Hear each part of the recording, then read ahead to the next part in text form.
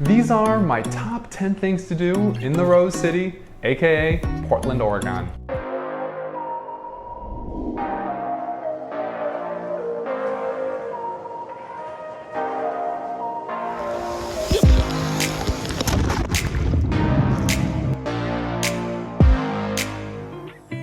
Now, Portland, Oregon is a wacky, weird, mid-sized city located in the Pacific Northwest. That is the PNW, which is commonly referred to as. And there's so much adventure, food, quirkiness, things to do in the area. And this list is in no particular order, so make sure you stay to the very end so that you can see all of the amazing things that I outlined for you to do in Portland. So with number one, starting off the list, is starting your morning right by experiencing some of the strong and ever-present donut and coffee culture in Portland. Now, one of the main staples of Portland's donut culture, which you probably heard of, is Voodoo Donuts, where it's moved out from Portland, but it's originally in Portland, which sums up the wackiness of Portland with the design and everything that offers at that particular donut shop. It has really good selection of donuts. Make sure you try them out. But if you want something a little bit more unique, a little bit of a less traveled sort of option, I really recommend checking out Voodoo Donuts. This is a cute little donut shop in Portland with fantastic options. You can even get a savory donut or some other unique sort of creations that are equally delicious. So we are continuing with the strong donut culture in Portland, and we went to Voodoo Donuts, an artisan donut shop. So many great options, really interesting creations. How is it? Delicious. I'm gonna eat all of it.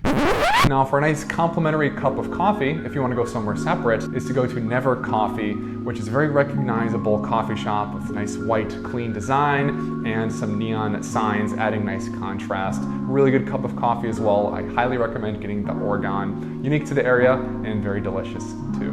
We have really good coffee selection, lots of artisan lattes, but they also have your classics like cappuccinos, mochas, drip brew. Let's keep it going though, guys. Only the beginning of the day.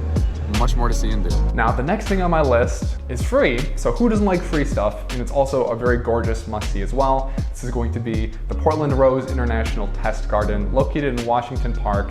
Here you can explore over 10,000 different rose bushes, including over 610 different species of rose. There's so much beauty to see, a variety of different colors of roses, and all of them have a very aromatic, I wouldn't say delicious, but very pleasant smell that you can start to experience by walking around and sniffing the different bushes. Make sure you smell them, guys, and let me know which is your favorite in the comments below. Very gorgeous, guys. You can even sometimes catch a view of Mount Hood in the distance. Highly, highly recommend. This is a must-do. Now, next on my list is something that's actually just next door, which is going to be the Portland Japanese Garden. Now, this is actually claimed by many to be the most authentic and beautiful Japanese garden outside of Japan, and it is located in Portland, just right next door to the Rose Garden. Now, the entry fee is $19, so it's a little steep. However, there's so much that this garden offers, such as a nice little winding path into a bit of a Japanese sort of village.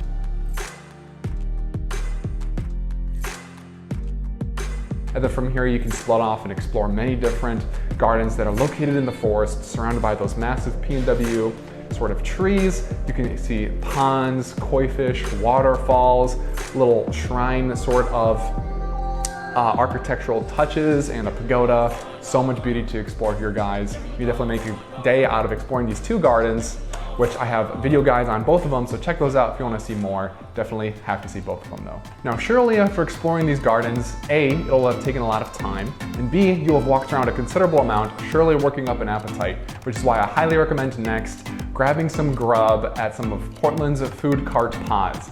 Now, this sounds sort of like a dystopian, futuristic way of eating, but it's really freaking cool. So these food cart pods are essentially like a little mini trailer park food trucks, but you can kind of walk in, there's like a gate and like an entrance, and there's lots of public seating and lots of different vendors. I personally went to the one called Rose City Food Park.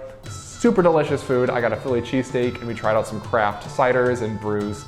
Even on a hot day, I couldn't recommend it enough, guys. So delicious, so Portland. One of the other quintessential things in Portland, which is food carts. The food cart culture is unreal here. And it looks like a little trailer park of little food vendors with lots of different cuisines, beers, coffees, everything in between. So the next thing on my list is going to be something you should really do bright and early to beat the crowds. Head a little bit east outside of Portland, about 30 minutes or so, to visit the magnificent Multnomah Falls.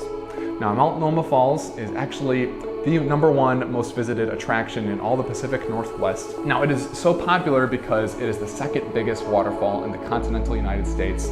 That is only second to Yosemite Falls. You have a fantastical little bridge going over the two-tiered waterfall section there.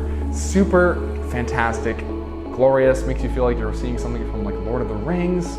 You can hike around the area if you'd like to explore a little bit as well, and you can even check out a nearby waterfall called Waukena Falls, which is also very gorgeous.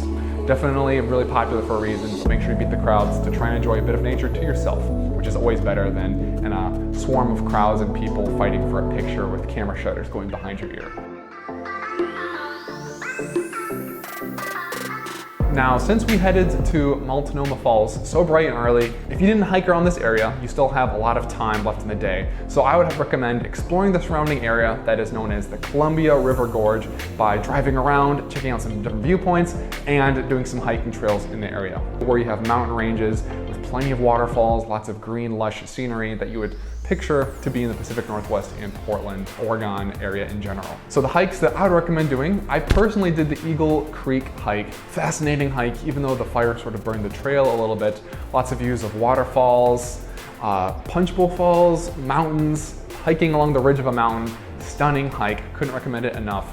Others I would recommend would be the Oneonta Gorge, also Dog Mountain, and you can also hike Angel's Rest, just to name a few. I also checked out Horsetail Falls, which is a little pullover on the side of the scenic highway along the Columbia River Gorge, guys. Definitely can make the rest of your afternoon exploring some beautiful nature that you can experience unique to the Portland and Pacific Northwest area. Now, after hiking and exploring for the bulk of an afternoon, I'm sure you've worked up a bit of an appetite and maybe you want something cooler and more refreshing, which is why you need to head back to Portland city area and try out some of the ice cream culture that Portland possesses very strongly. And I would recommend, similar to Voodoo Donuts, checking out Salt and Straw. This is another Portland staple, which is sort of expanded into other surrounding areas, but it originated from Portland. Really good ice cream. In addition to this, you have to try out, again, another less traveled option, which is going to be Kate's Ice Cream. Now, this is by far some of the best ice cream I've ever had. It is an artisan sort of ice cream shop located in a courtyard, very quiet, very beautiful, and absolutely delicious ice cream. Cannot recommend it enough, guys. Okay, so it's a perfect way to end an amazing day hiking and eating and just doing everything you can to explore the beautiful state of Oregon and the wonderful, wacky, weird. That's all I got. City of Portland, guys. So good. Now, next on my list is technically not a Portland activity, but it's so close by you can count it as a bit of a day trip. You can make it an overnight trip if you'd like, but either way, I'm talking about driving a little bit west, only an hour and a half to 2 hours max, to explore the Oregon coast. Now, the Oregon coast is a must-see because the scenery differs so much from the Columbia River Gorge you were talking about earlier with the green, lush waterfalls to more of a wild, sort of gray, rugged coastline. Here you can see lots of sea stacks, like Haystack Rock, massive, over 100 feet, jutting out from the water. You can hike along some of the wild cliffs with the rugged coastline. You can go down and explore the beaches and look at tide pools for different sea critters. And you also have a green, mysterious, sort of foggy forest right nearby. Very different from any sort of beach or coastline you've probably experienced in your life. In addition, the towns here are cute little beach towns with good food and beer and sort of a little charming aesthetic and feel. These are areas such as Cannon Beach, which I visited. You can go to Astoria or Seaside. Lots of different options there, but you definitely need to make it out to the Oregon coast. And if you do stay for an overnight, you definitely have to do something that was super magical, which is buy some buy some firewood, maybe a fire starter from a local sort of store. Lots of them sell it in these beach towns, and have yourself a beach bonfire. I did this on Cannon Beach, and I was able to soak in the views of the ocean and massive Haystack Rock as the progressively got darker and you couldn't see it anymore, which made it very mysterious, but very charming feel as well. Definitely would recommend it.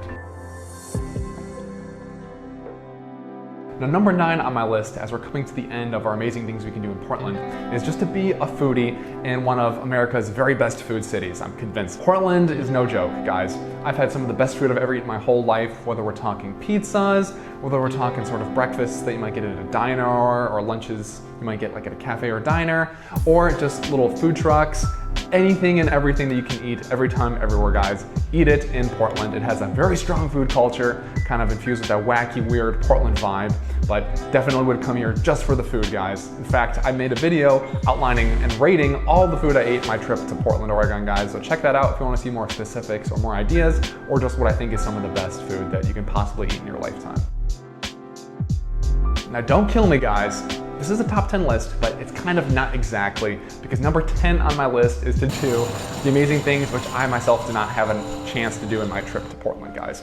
Because, spoiler alert, Portland is an amazing city. There's so much to do in the area, so it's impossible to just summarize it in 10 things. Hike to the Pittock Mansion, which is a very scenic, very beautiful building, which has a nice little hiking trail that you can lead towards it, and then you can get a nice viewpoint of Mount Hood and the Portland area while possibly paying a small fee to explore a really interesting residence. You can also go on a day trip or hiking trip to Silver Falls State Park and hike the Trail of 10 Falls, which has 10 waterfalls in one hiking trail. Sounds absolutely crazy, I know. If you want more gardens, you can check out the Chinese gardens, which are supposed to be equally beautiful to the Japanese gardens.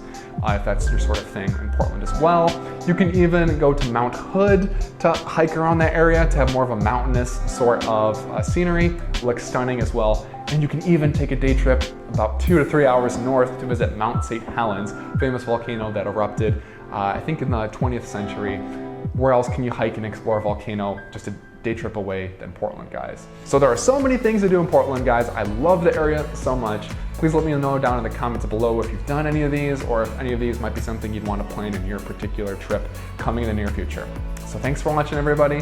Like and subscribe for more travel guides in Portland or just adventures in general. Peace.